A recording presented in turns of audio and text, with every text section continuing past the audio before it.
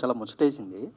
అంటే బాలకృష్ణ గారు ఒక తల్లి కడుపున పుట్టకపోయినా కూడా నా సొంత బిడ్డలాగా భావిస్తున్నట్టుగా అన్నారు. అంటే ఇట్స్ ఎ బిగ్ అచీవ్మెంట్. అవును, చాలా పెద్ద.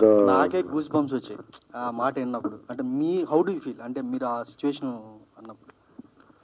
అంటే అంటుంటారు కదా చాలా మంది, నువ్వు పద్ధతి మార్చుకోవాలి, మాట తీరు మార్చుకోవాలి, ఉంగాలి, లొంగాలి, అట్లుండాలి ఇట్లుండాలి అని చెప్తుంటారు కదా.